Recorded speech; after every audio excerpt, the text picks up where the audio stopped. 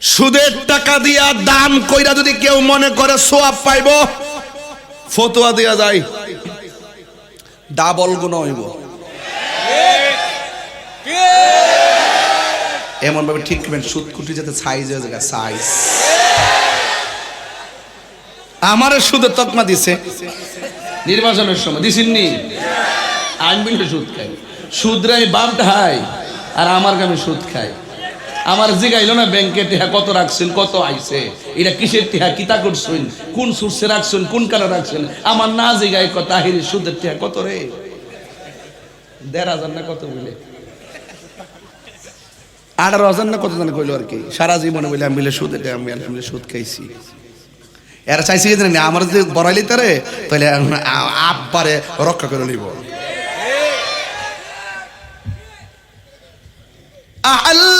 আল্লাহুল বাইআ ওয়া হারামার রিবা।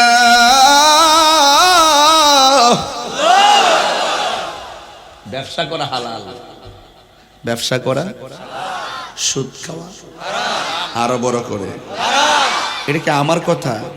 তা আমি হারাম রে হারাম কইলে তোমার জলে কেন?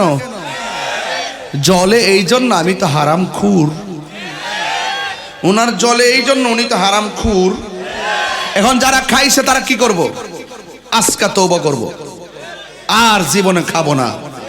Absolutely salute. তওবাকারীকে আল্লাহ বেশি ভালোবাসে, তওবাকারীকে আল্লাহ বেশি ভালোবাসে।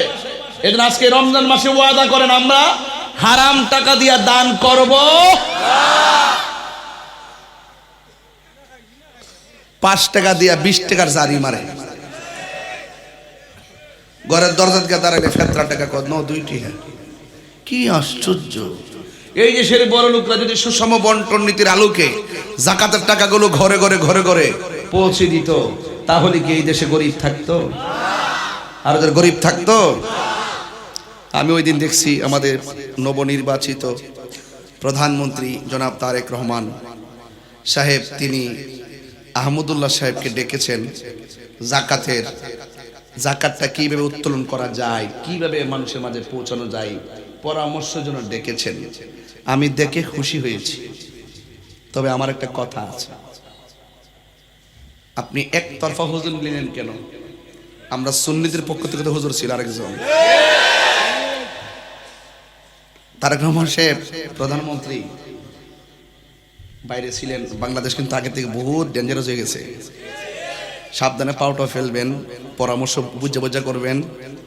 জাকাতের টাকা শুধুমাত্র যদি একজনকে নেন, উনি তো ওনার দলের লোকরে জাকাত দিব, পরে অন্যান্য যে মত দর্শে হেরা তো আর পাইতো না, পাইব। এটা নিশ্চিত করতে গেলে ভালো ফরম্যাট তৈরি করতে হবে।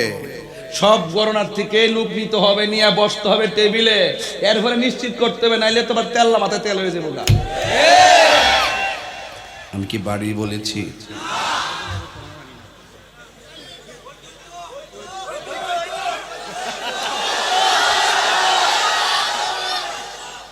আমি কিন্তু স্পষ্ট বলছি কথাগুলা। আমি কি বলছি? খুশি হয়েছি, তবে আরেকটু সিস্টেম হইলে আরো ভালো হইতো। আমি পরামর্শ দিছি, আমার বক্তব্যের মধ্যে কেউ রাজনীতি গন্ধ বুঝবেন না। আমি দেশের পক্ষে কথা বলি, দেশের মানুষের পক্ষে কথা বলি, ঠিক না বে ঠিক?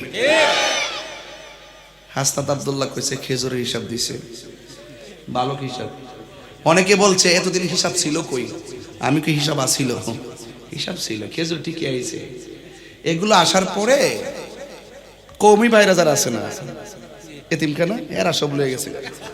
আমরা পাইছি না আর কি, দেশের কেউ জানছে না। এতিমখানা আছে, মাদ্রাসা আছে, মাদ্রাসা নিছে, অসুবিধা নাই, এটাতে এরাই তো নিব, কিন্তু আমরাও দেওয়া দরকার ছিল। কতক্ষণ ঠিক না বেটি? এগুলা যখন এই যে আপনার এলাকাতে আইসি এবার, কখন আইসে না, নবীগঞ্জ আইসে না, আইব কইদের পরে আইব আস্তে আস্তে সব জায়গায় ঢুকতেছে, পর্যায়ক্রমে সব জায়গাতে আসবে। হ্যাঁ, সব জায়গায় আসবে। তবে আমার কত হইলো, এতিমখানাত নিবে, মাদ্রাসাত নিবে, এবার যে মাদ্রাসাতে হোক নিয়ে যাবে, এটা তারাই খাবে, আমার কোনো আপত্তি নাই। কিন্তু আমার কত হইলো রাষ্ট্রীয়ভাবে যেটাই যেখানে আসবে, এটা শুধুমাত্র একতরফা কেউ যেন না নেয়। আমরা দেশে ধর্মীয় বিভিন্ন গ্রুপ আছে, গ্রুপ সিন্ডিকেট, গ্রুপের মধ্যে যার যার মতলবে বুঝা মাল খান লয়া জায়গা অনেকে বঞ্চিত হয়। এই বঞ্চিত হলে তার সমন্বয় হলো না, সমন্বয় করে সব কিছু নিশ্চিত করতে হবে। আমার কথা কি রাগ করতেছেন আপনারা? আমি বুঝাইতে চাইতেছি যে হারাম টাকা দিয়ে দান করলে ডাবল গুনাহ। সুদের টাকা দিয়ে দান করে যদি কেউ কয় আমি সওয়াব কামামো, ভাই বাজান চাচা ও চাচা, সুদের টাকা দিয়ে দান কইরা যদি কেউ কয় যে আমি ডাবল সওয়াব, এটা ডাবল গুনাহ হইব। কেরে সুদ খাওয়া এক গুনাহ, আবার হারাম টাকা দিয়া দান কইরা সওয়াবের আশা করা আরেক গুনাহ। খারাপ কথা কইতাছি? ফতুয়া কিন্তু এগুলো চাচা, ফতুয়া খাইত করলাম বেটা, ফতুয়ায় তাহিরি কি কই না করে বেটা, মারহাবা জোরে গান। তাইলে আমরা যাকাত কি গরিবের প্রতি করুণা নাকি গরিবের হক? যারা যাকাতের টাকা দিয়ে মানবতার ফেরিওয়ালা সাজতে চায় চলবে না। আল্লাহ বলছেন, রাসূল বলছেন, যাকাত দিলে তোমার মাল পবিত্র হয়। যাকাত যদি তুমি না দাও, এই যাকাত না দেওয়ার কারণে তোমার সম্পদ হাসরের মাঠে সর্পে পরিণত হবে, তোমার ভিতরে গিয়ে ঢুকবে আর তোমাকে ধ্বংসন করবে। এই আযাব থেকে বাঁচার জন্যই তুমি গরিবকে যাকাত দাও। এই জন্য বরং গরিবকে যাকাত দিলে তোমার জানটা বাঁচলো।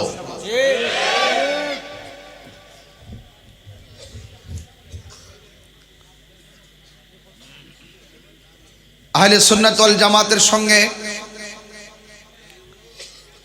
বাবা বাজান দুই তিনটা চেয়ার এই দিক দিয়ে নিলে আবার দেখবেন, আমার এই দিকটা আপনি বসতে পারবেন। মোটামুটি কক্সবাজার বসেছে বাবা, আমরা তো দেখেন না বাজার, আপনারা চেয়ার নিতে সামনে তাহলে তাহলে বাবা এটা ওই দুই তিনটা মারহাবা জোরে কোন। আমি কি আরেকটু ওয়াজ লম্বা করুম? আর আরো করতেইব? আচ্ছা না, আমি রমজান তো বুঝি, আমি হিসাব মিলে মাইক সারম যেন আমিও যে সেরে খাইতে আপনারা যেন খাইতে পারেন। মারহাবা জোরে কোন। অনেক মা বন্ধুরা তো আছে। এখন আমি যে কথাগুলো বলছি, এই কথাগুলো সমাজের জন্য দরকার আছে না নাই? আছে।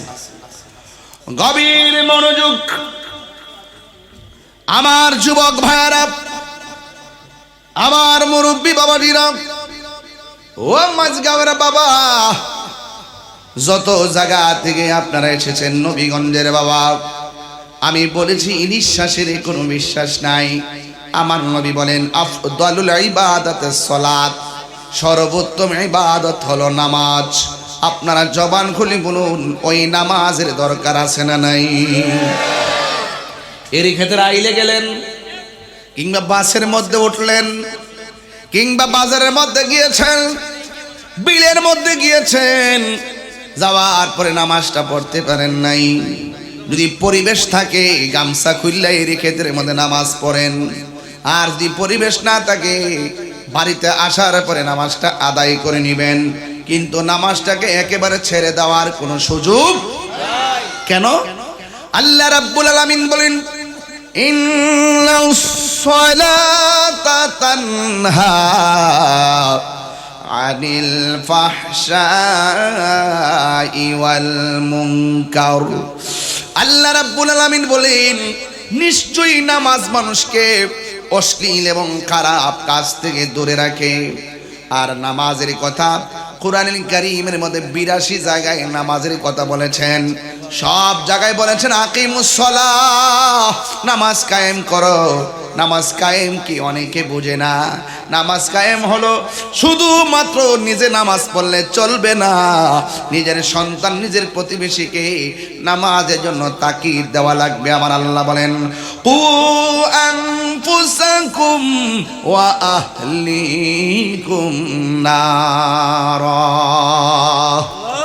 আল্লাহ আল্লাহ বলে বান্দারে আগে নিজে বাঁচো, তারপরে তোমার আহালকে তোমার জাতিকে জান্নাতের রাস্তা দিকে দাও।